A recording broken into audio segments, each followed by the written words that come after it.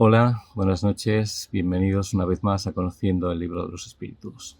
Como podréis ver, hoy nos encontramos en un paisaje totalmente diferente, estamos en la Capadocia, siguiendo los pasos de Pablo de Tarso, y hoy vamos a transmitir desde aquí.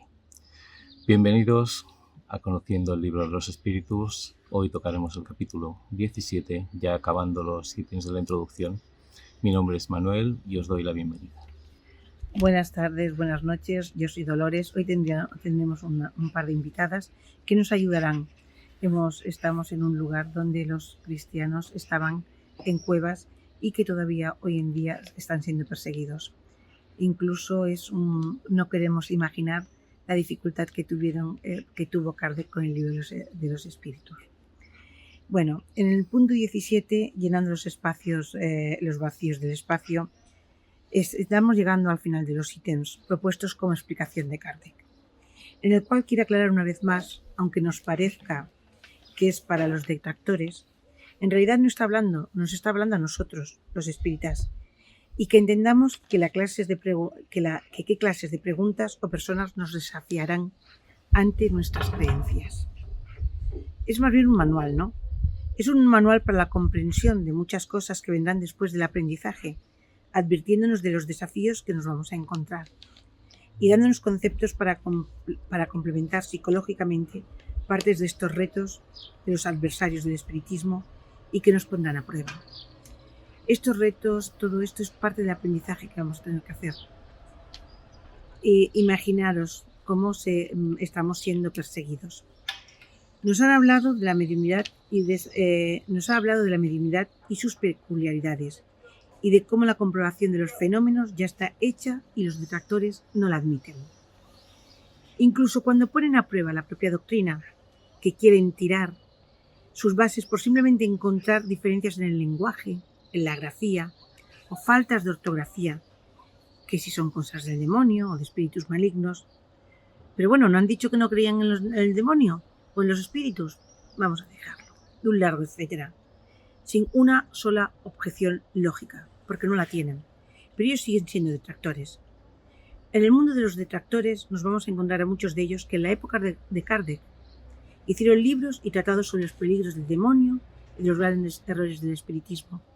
No vamos a dar nombres, no interesan, porque sería darles más publicidad que la que deben tener, los cuales no tienen fundamentación ni base, esos libros, pero sí un absoluto desconocimiento de la doctrina, y por eso se atrevieron a escribirlo. No obstante, se siguen hoy en día utilizando como si realmente pudieran contrarrestar el espiritismo. ¿No, Manolo? ¿Y por dónde ellos funcionan? A ver, funcionan sobre todo a través de Internet, que son sus grandes dominios. Internet y la ignorancia de la mayoría de las personas son lo que podríamos denominar torturadores de las redes sociales. Pero para explicarnos esto, y aprovechando que estamos aquí y hemos venido con personas conocedoras de la doctrina espírita, le vamos a preguntar a nuestra querida doctora Sandra Parra que nos explique un poco qué términos es eso de torturadores de las redes sociales y cómo puede influirnos a nosotros los espíritus. Y sobre todo, ¿en qué punto o cuándo empieza todo esto a comprenderlo el ser humano? Pues gracias, Manolo. Es interesante un artículo publicado recientemente, hace unas semanas, por unos psicólogos norteamericanos, Paul Bloom y Matthew Jordan, que utilizan este apelativo de torturadores inofensivos o torturadores sociales. Estos autores hacen referencia a este concepto que lo publicó y lo explicó, lo desarrolló en su libro Razones y Personas, el famoso filósofo Derek Parfin, que falleció en el año 2017, y en el que planteaba cómo la conducta, la situación social podía influir en el desarrollo de nuestra moralidad. El filósofo plantea un experimento en el cual, en la misma línea de los experimentos que se habían desarrollado en los años 60 y 70, como el famoso experimento de Milgram, con los electroshocks con voluntarios que eran maestros y alumnos, o el de controvertido experimento de la cárcel de Stanford de Zimbrano, en el que los voluntarios actuaban como torturadores, carceleros, y otros que también eran voluntarios actuaban como presos. Derek Parfin plantea un experimento en el que aparentemente no nos sentimos responsables de nuestros actos. A cada voluntario torturador debería aplicar apretar un botón en el cual infligía una milésima de dolor a los miles de presos, con lo cual la sensación del torturador era que su acción iba a provocar muy poco dolor o que pasaría desapercibido porque no se sentía realmente responsable. El problema era que si los demás pensaban lo mismo, también iban a apretar el botón, porque todos pensaban que su acción tenía muy pocas consecuencias y al final esa milésima de dolor pues evidentemente sumaba y producía las consecuencias temidas.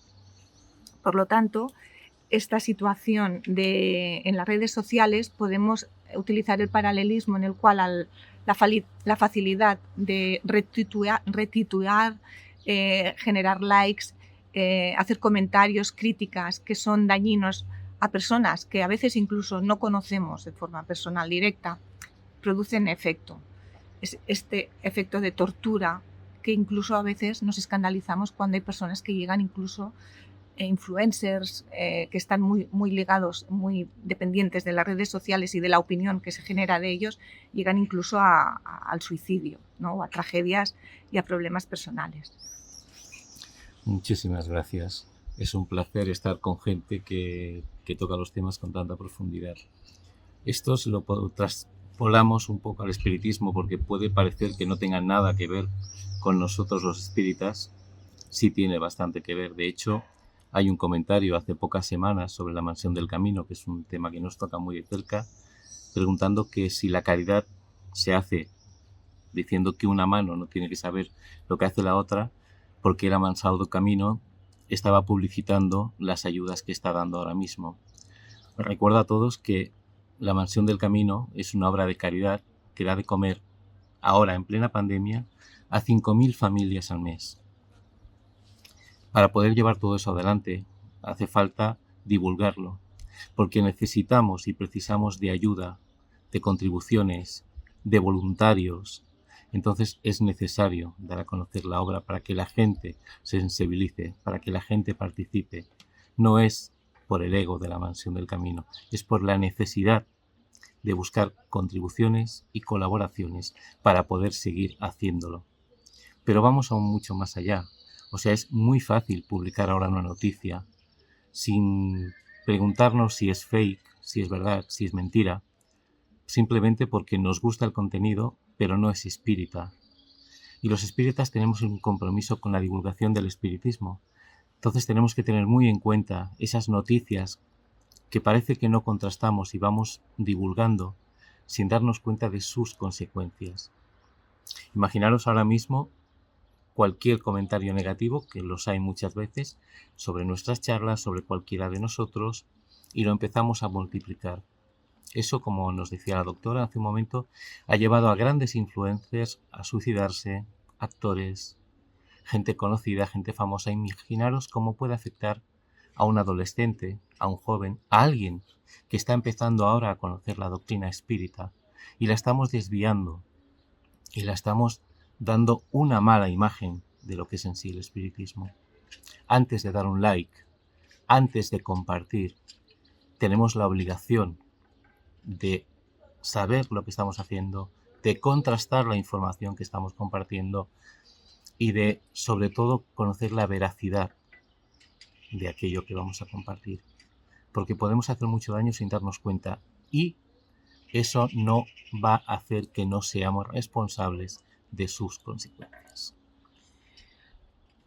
No, naturalmente muchas veces pensamos que una pequeña gotita no influye y no nos sentimos responsables, pero la doctrina se ha de guardar. Damos noticias falsas. ¿Cuántas veces ya es el último cumpleaños de Divaldo? O algo grave ha ocurrido, o tal libro se publicita sin ser espírita como espiritista. Continuamente nos encontramos que hay una divulgación equivocada a través de las redes. Aconsejamos siempre el estudio en el centro, con directores y con la calidad necesaria.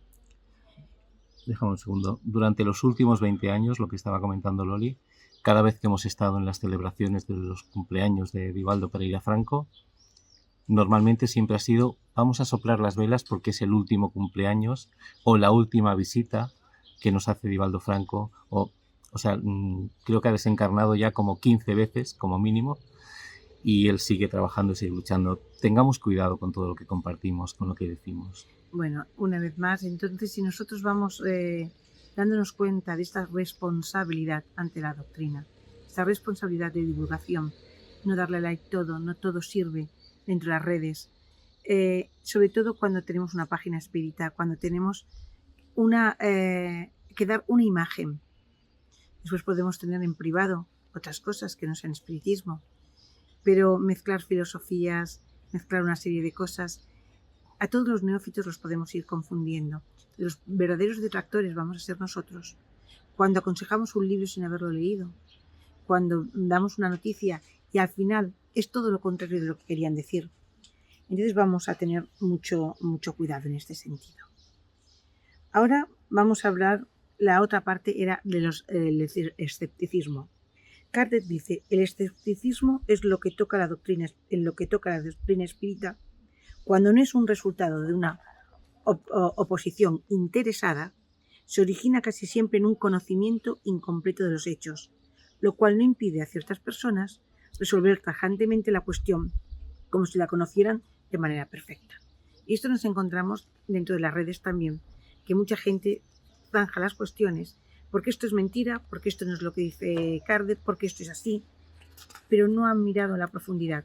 Y nos encontramos muchos maestros, pero que en realidad nos han enfrentado a grupos, a los trabajos serios, al esfuerzo.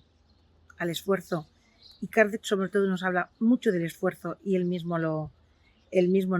después nos daremos cuenta de todo el esfuerzo que él hizo. Vamos a tener en cuenta muchísimas cosas a la hora de dar un like de una noticia, y responsabilidad y conciencia de lo que estamos haciendo. ¿Qué quiere decir Kardec con estos escépticos? Se refiere con toda claridad a aquellos que no les conviene, por diversos motivos, que la doctrina prospere.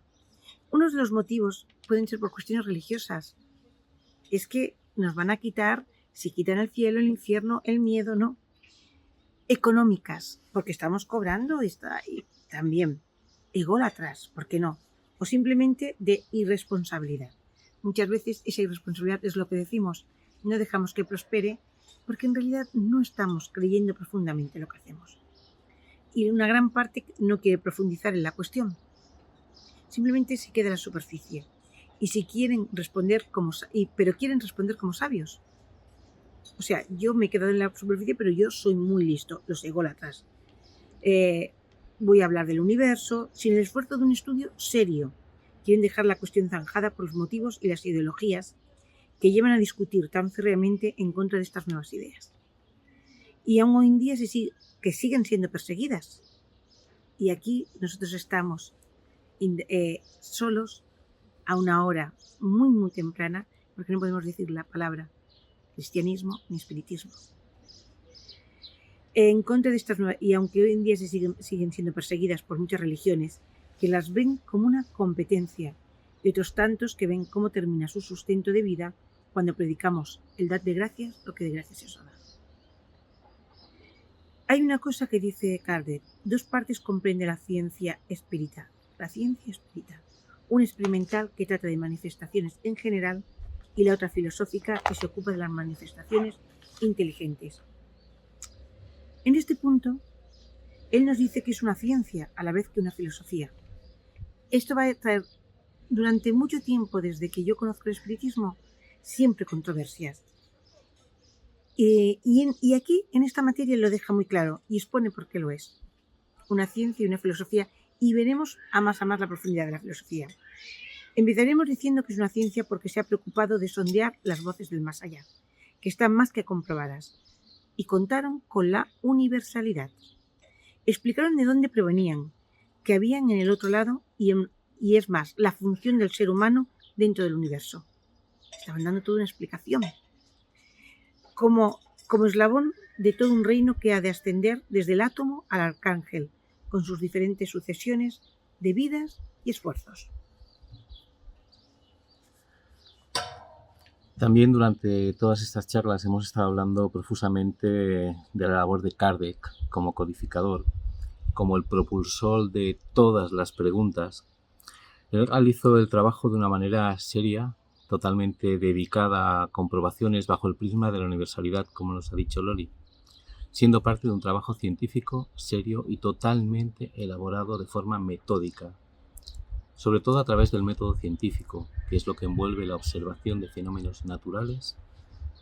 Luego postulamos las hipótesis y después comprobamos mediante la experimentación. Todo eso es lo que estuvo haciendo Kardec para llevar adelante la doctrina, para publicar el primer libro, la doctrina espírita. Pensemos que para ser llamado científico, un método de investigación debe basarse en lo empírico y debe estar sujeto a los principios específicos de las pruebas de razonamiento. Si no las pasa, lo tenemos que descartar. Y es lo que hacía Kardec con todas esas preguntas. Él hizo todo lo que se podía hacer con la búsqueda tan subjetiva como la vida espiritual, algo que desconocemos, que no es palpable, que no se puede tocar, que no se puede palpar desde aquí de una forma natural. Y entonces él le dio los valores de ciencia, caminando a veces incluso mucho más allá de lo que eran las respuestas, indagando muchísimo más. Las conclusiones que él sacó adelante derivan de este trabajo toda una filosofía, la filosofía espírita, a los que muchos de nosotros les damos el adjetivo de vida espírita, porque lo ponemos en práctica durante nuestra vida, no solamente en los estudios, porque la parte teórica está muy bien, pero luego viene la parte práctica. De ahí que digamos que la filosofía espírita es una filosofía de vida. Pero vamos a ir un poco más allá, vamos a intentar primero entender qué es la filosofía, porque si hablamos de filosofía tendremos que saber de qué estamos hablando. Y la filosofía en sí lo que hace es un conjunto de reflexiones sobre la esencia, sobre las propiedades, sobre las causas, sobre los efectos naturales que tiene que ver con el hombre y con el universo. La expresión toma sentido a veces mucho más allá de lo que nos pensamos cuando hablamos de filosofía, porque esta filosofía a la que nos estamos refiriendo es una filosofía viva y que está practicada en todas las vertientes de lo que tiene que ver la filosofía, porque es una filosofía que trasciende mucho más allá de esta vida. Es para nuestra vida actual, para nuestra vida futura y para las venideras. Vamos a ver qué es lo que nos enseña la filosofía.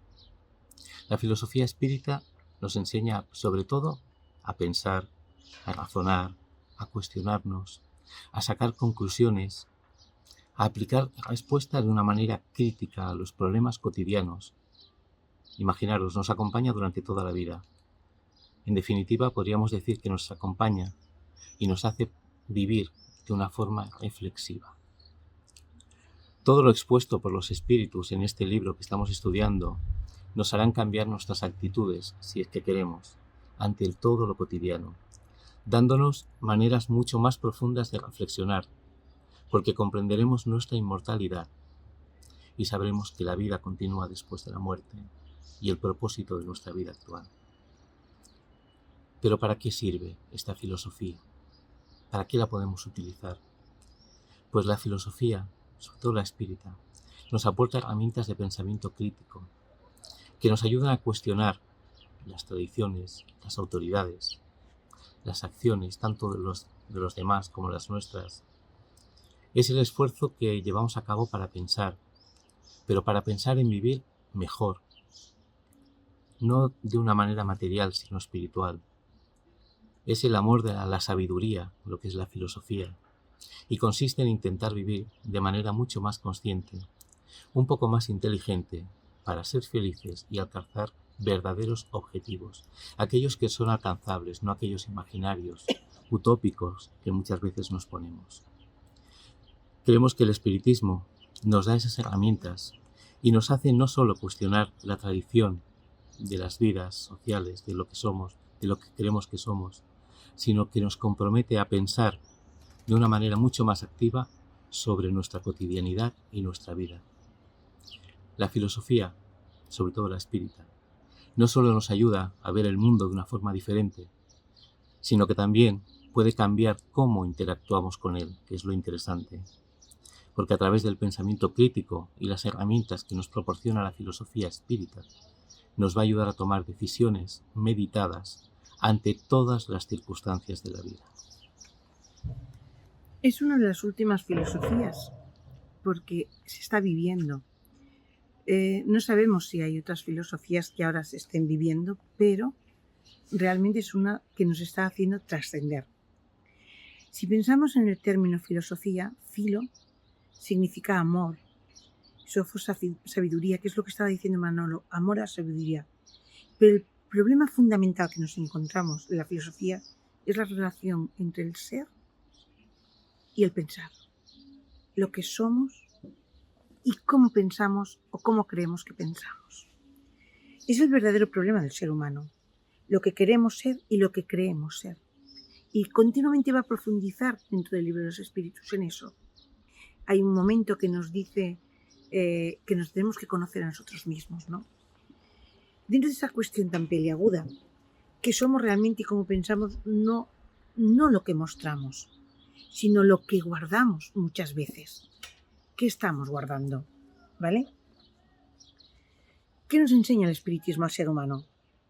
En primer lugar, sirve para entender la vida social, política, económica, para los que las ciencias no tienen respuesta, y menos una respuesta clara.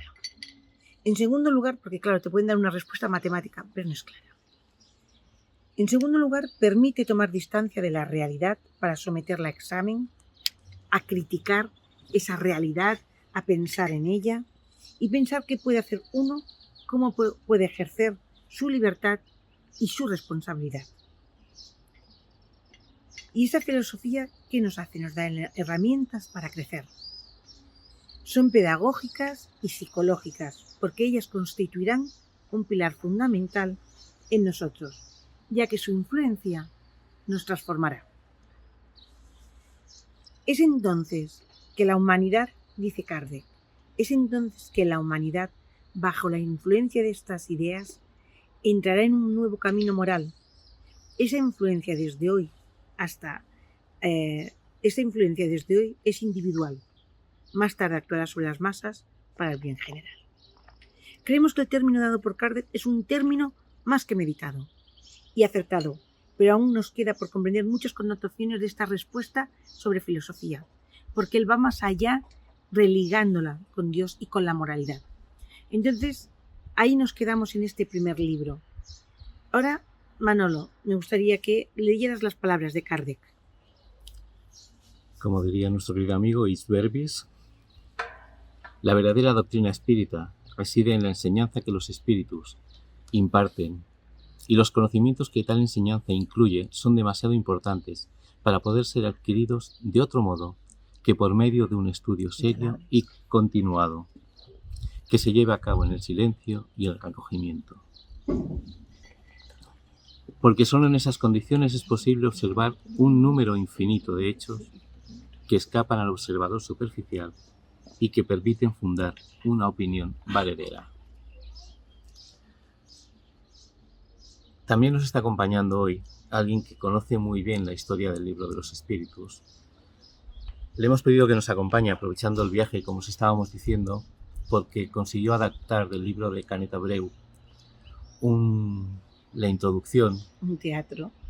Y consiguió adaptarlo para hacer una obra de teatro. De toda esa introducción, de lo que vivieron las médiums jovencitas que acompañaron a Kardec en ese episodio tan importante que fue el preludio del libro de los espíritus. Entonces le he pedido que nos acompañe y nos explique un poco todo lo que ella vivió, todo lo que sintió cuando hizo esa adaptación y qué podemos conocer de esas pequeñas, de esas jóvenes que acompañaron durante todo ese tiempo a Kardec, que estuvieron involucradas directamente en la realización del libro de los espíritus y que fueron las que comunicaron la mayoría de las preguntas. Hay un momento en que cuando Kardec presenta el libro de los espíritus se reunirá con estas chicas y hay otro momento de cómo ellas conocen a Kardec. Lo irá relatando, pero la importancia que va a tener es cómo se gestó alrededor todo el libro. Cómo hay, como dijimos la última vez, cómo hay toda una serie de circunstancias para que se den, para conocer un poco más. Creemos que Canet y Abreu lo que hizo fue muy, muy, muy inspirado. Hemos preguntado a Vivaldo y él también lo ve. Prácticamente es como ocurrió y refleja esa realidad. Entonces me gustaría presentaros a Longina Martínez, que es mi hermana, para que ella lo pueda explicar, porque ella adapta los teatros. Buenos días, gracias Loli, Manolo, por esta intervención que nos permitís. Bueno, la verdad es que la experiencia del teatro fue muy interesante. Me encontré con un libro, con un tocho de libro, y como siempre llevamos el tiempo muy justo, pues el teatro tenía que hacerse, bueno, de forma muy rápida, ¿vale? La cuestión es que empecé a ojearlo, era muy interesante, pero necesitaba buscar algo que realmente representara un poco la esencia de lo que queríamos hacer. La vida de Kardec, más o menos, la mayoría de los espíritas la conocemos, pero no conocemos los entresijos, no conocemos aquellas partes más escondidas para llegar a donde él llegó, ¿no? Entonces, es interesante, algo que me llamó la atención era cómo describía, ¿no?, a las médiums. ¿Quiénes eran aquellas médiums, no? Eran personas conocidas, eran personas desconocidas, eran mayores, tenían experiencia, no tienen experiencia. Y de pronto me encontré pues que eran niñas, sí. Eran niñas, no eran niñas de 4 o 5 años, pero sí eran personas muy jóvenes que luego entendemos por qué no. Eran personas que les faltaba mucha experiencia, pero no podían engañar, no estaban manipuladas. Eran personas que lo hacían pues desde, pues como se hacen las cosas cuando uno es joven, ¿no? Desde el corazón, creyendo en todo, siendo personas pues con una gran responsabilidad también. Fueron 5 las mediums que ayudaron a edificar, ¿no?, ese libro de los espíritus, que es esa obra fundamental de todos los espíritas. 2 eran hermanas, Caroline Baudin, que en aquel momento tenía 18 años, y Julie Baudin, que tenía 15 años.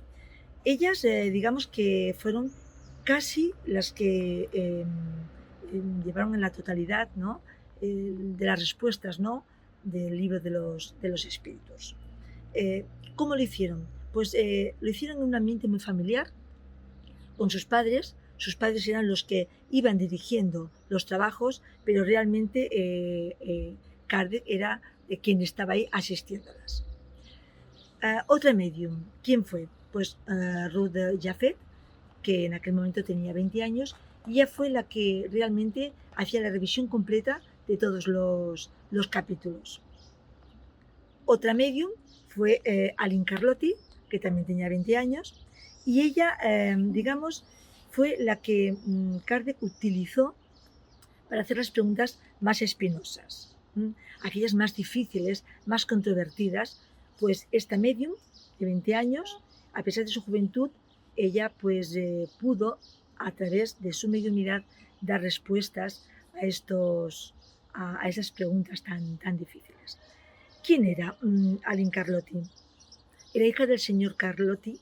Él fue realmente el que introdujo, ¿no?, a Kardec en todo lo que es el mundo invisible, ¿no?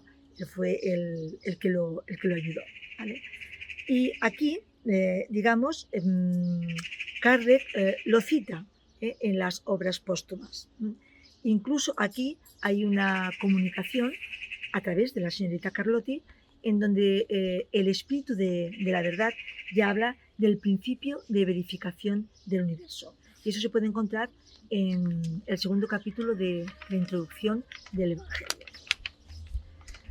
Vamos a una pues que quizás en esos momentos, otra medium, es más conocida, ¿no?, que es Hermance Dufault. Y esta medium en aquel momento tenía 16 años. Hermance tuvo su primer trance mediúmnico a los 12 años. Fijaos que a duras penas acababa de salir de esa infancia, ¿no? Todavía no era ni siquiera adolescente, ¿no? Una preadolescente. Pues en aquel momento fue llevada, ¿vale?, por el magnetizador, que en aquel momento muy conocido, marqués de Mirville. En aquel momento él era, digamos, la persona que la estaba conduciendo, ¿no?, por este espinoso tema o este espinoso camino de la mediunidad. Hermans, a los 14 años, publicó un libro que era Juana de Arco, la vida de Juana de Arco, escrita por ella misma, ¿no?, contada por ella misma. Según Canuto Abreu, ¿cómo se conocieron? Pues bueno, Hermans, junto a su padre, fueron invitados por la Madame Plemezon y allí hicieron una fiesta, ¿vale?, para poder conmemorar, ¿no?, el lanzamiento del libro de los espíritus, ¿no?, que fue el 14 de abril del 57. Pues bueno, en aquella pequeña recepción fue donde ella y sus padres conocieron a Kardec.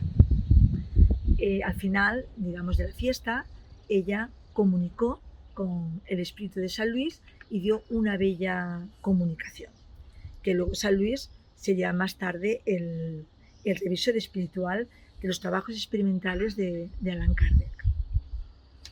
¿En qué colaboró Hermans? Bueno, pues Hermans colaboró, porque diréis, bueno, ¿cómo puede ser que conociera a Kardec cuando ya se celebró, ¿no?, la publicación del libro de los espíritus? Bueno, pues Hermans colaboró en la segunda edición del libro de los espíritus, que fue en el 1860. Hay unas pequeñas anécdotas, pues graciosas. Explica Canuto Abreu, pues que ellas llamaban al señor Rock, hablaban de un tal señor Rock. Y claro, el señor Rock, ¿quién era el señor Rock? Pues bueno, el señor Rock realmente era el lápiz con que se utilizaba para escribir, ¿no?, a través de las cestillas. Pues aquel era el señor Rock. Luego también había otro nombre, también muy pintoresco, que era la tupia, ¿no? Pues la tupia era la cestilla donde se utilizaba para hacer los escritos. Es decir, que si alguien buscaba al señor Rock o buscaba la tupia, pues lo tenía un poco difícil para encontrarlos en algún lugar fuera de aquellas reuniones. Luego también nos habla de Zéfir. Zéfir era el espíritu familiar de la familia Budí. ¿Quién era o cómo era Zéfir? Pues Zéfir era un espíritu, era muy gracioso, muy sarcástico, y cada vez que alguien iba a hablar, él siempre le ponía un apodo. Siempre ponía apodos a todas las personas que iban allí. Bueno, vamos a ver, cuando le presentaron por primera vez a Kardec, pues bueno, todos estaban acostumbrados a sus risas o a sus bromas, ¿no? Entonces, lo primero que Zéfir dijo cuando conoció a Kardec fue: salve, estimado pontífice, 3 veces salve. Pues la verdad es que todos rieron, ¿no? Porque mira, esto es una broma. Y entonces Kardec, que también tenía un buen sentido del humor, aunque nos lo suelan retratar como una persona muy seria, ¿no? Estamos acostumbrados a ver a Kardec con un semblante muy serio. Bueno, pues Kardec tenía un gran sentido del humor. Y entonces él, en respuesta a lo que dijo Zéfir, le dijo: mis bendiciones, apóstol, apreciado hijo. Todos rieron. Pero resulta de que en esta ocasión Zéfir estaba hablando en serio, ¿no? Él lo había reconocido, él sabía que Kardec había sido un antiguo jefe druida, ¿no?, en tiempos de Julio César. Después de estas anécdotas, cuando esa curiosidad innata que tenía Kardec, típica de las grandes personas, ¿no? Los espíritus humildes que reconocen lo poco que saben, ¿no? Pues él necesitaba aprender. Entonces, él quería conocer la filosofía de los espíritus de la élite, ¿no? De los espíritus superiores. Él había escuchado ya muchas preguntas, digamos, frívolas, ¿no? ¿Quién va a ser mi novio? ¿Cuándo me voy a casar? Sobre herencias, sobre todo esto.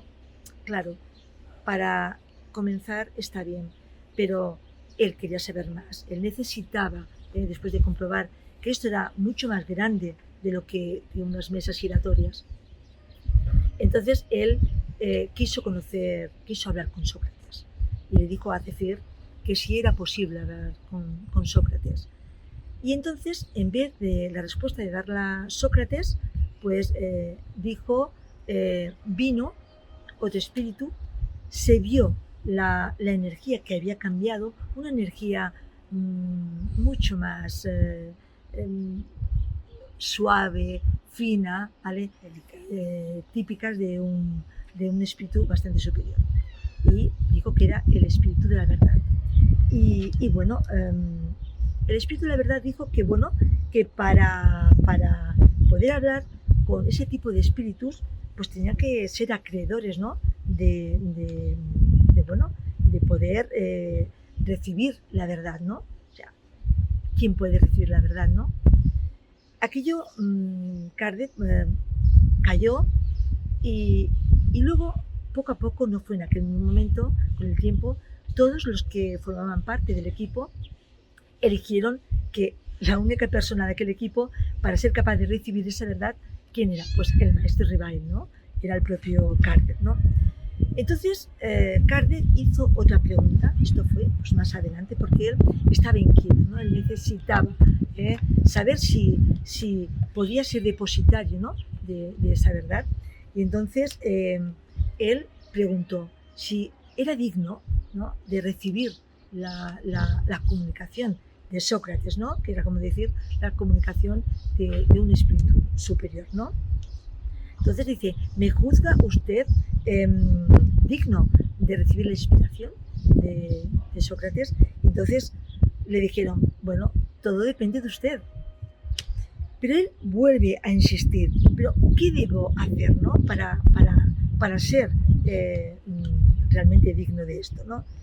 Y bueno, le dijeron algo que todos los espíritas debíamos aplicarlo, y era ser realmente constante, si era capaz de llegar hasta el final.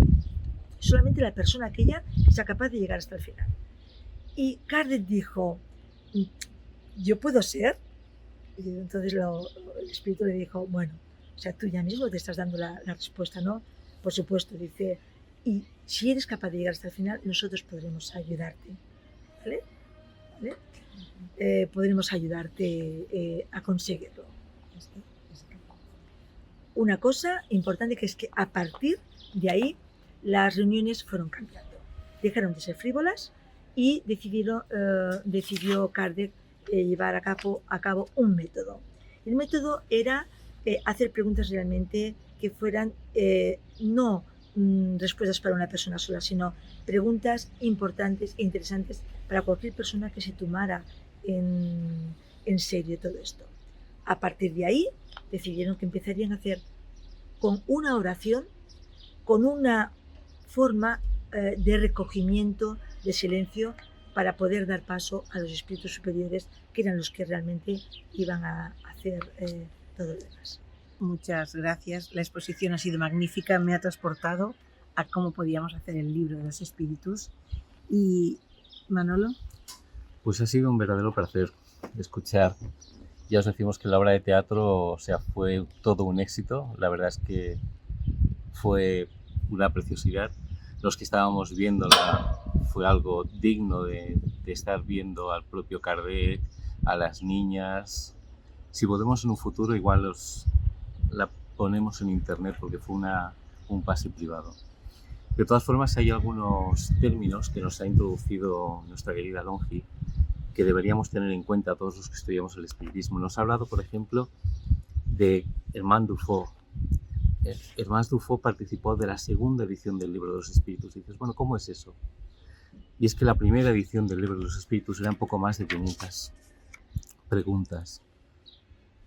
Participaron, como ha dicho, varios mediums en la revisión, incluso el propio Kardec y los espíritus, y entonces es cuando en 1860 sale la segunda edición, que ya dispone de esas 1019 preguntas, 1018 y una bis, como queramos, que muchas veces hemos explicado. Entonces, son pequeños detalles que nos ha introducido que están muy bien, como lo de las niñas, la inocencia de esas niñas que todavía no estaban maleadas incluso por la vida, ni la adolescencia, que fueron las verdaderos artífices y que han quedado en el olvido de muchas personas que no las conocen ya, no digamos ni de nombre, sino que incluso ni siquiera saben que esos médiums artífices de la codificación junto a Kardec fueron niñas.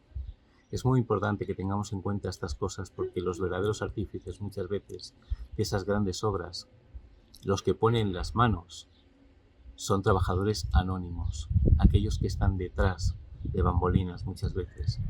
Y otro concepto que nos ha dejado entrever ha sido el sentido del humor. Ya no el de Kardec, al que todos tenemos como esa figura seria, como esa imagen que vemos en sus fotos, en sus retratos. No, él tenía sentido del humor, pero lo más curioso es lo de Zafiro, que también tenía sentido del humor. El espiritismo, a pesar de lo que pueda parecer, es algo para tener en cuenta y ser serios a la hora de practicarlo, pero no ser excesivamente serios. Una cosa es ser serios en el estudio de la doctrina y otra es llevar la seriedad hasta extremos elevados. El sentido del humor, la dopamina, la serotonina es necesario para entender, para comprender, para que nuestro cerebro también no tome el estudio como algo negativo. Entonces hemos de tener en cuenta que todo lo que es espiritismo no es serio. El sentido del humor que tiene el propio Divaldo, vosotros cuando oís las historias que él nos está contando, cómo nos hemos reído todos a través de sus historias. El espiritismo nos tiene que llegar al corazón y el corazón necesita vibrar, como nos dice Joana, alegría de vivir. Es lo que todos necesitamos. Y eso, junto con una buena base doctrinaria, nos dará un principio para poder seguir adelante. Dice Kardec, todo su mérito se debe a los espíritus que la dictaron, la doctrina. Además, confiamos en que obtendrá otro resultado, el de guiar a los hombres deseosos de instruirse, mostrándoles en estos estudios una meta, grande y sublime, la del progreso individual y social, y señalándoles la senda que hay que seguir para alcanzar dicha meta. Lo hemos comentado. Entonces Manolo va ya a ir terminando. Esta doctrina establece como principios... ¿Queréis venir nuestras invitadas, por favor? Hoy Sí. hemos tenido invitadas de carne y hueso, no como las historias de siempre. Aquí estamos. Nos dice, esta doctrina establece como principios la inmortalidad del alma, naturaleza de los espíritus y sus relaciones con los hombres, las leyes morales, la vida presente, la vida futura y el porvenir de la humanidad, según la enseñanza dada por los espíritus superiores, con la ayuda de diversos médiums. Kardec, en sus propias palabras, dice, ¿cuál es la filosofía que ha llenado el vacío del que hablábamos al principio de la charla de hoy? Ese vacío del universo del que también habla en esta introducción. Dice, el espiritismo. Porque el espiritismo nos muestra tal laguna ocupada por seres de todas las categorías del mundo invisible. Y dichos seres no son otros que los espíritus de los hombres, llegados a diferentes niveles, no a un nivel, a diferentes niveles. Como hemos dicho muchas veces, hay tantos niveles como divisiones queramos hacer. Y esos niveles nos conducen al final a la perfección. De esta suerte, continúa Kardec, todo se correlaciona y se encadena, desde el alfa hasta el omega, como dicen, desde el arcángel hasta el ángel, desde el átomo al arcángel. Vosotros los que negáis la existencia de los espíritus, está hablando de aquellos que niegan y de aquellos que están dentro y no acaban de entender. Llenad, pues, ese vacío y os sentiréis llenos de sabiduría, de conocimiento y confiantes en la vida futura. Incluso la doctrina está llenando los vacíos espirituales y ese salto que hay de la muerte que siempre hay un gran vacío para todos, aquí nos dice que hay vida. Hemos llegado al final de todos los ítems de la introducción hecha por Kardec, donde dio un repaso completo a toda la doctrina antes de empezar a las preguntas. En este marco tan maravilloso, donde siguiendo los pasos de Pablo de Tarso, vamos a ir comprendiendo cómo va unidos cristianismo y espiritismo hasta el final de los días. Os damos las gracias sobre todo por esta gran acogida y ya la próxima vez esperamos ya empezar con las preguntas y un poquito del prólogo. Muchas gracias y gracias a nuestras invitadas. Gracias a vosotros. Buenas noches a todos y nos vemos la semana que viene. Buenas Un noches. saludo.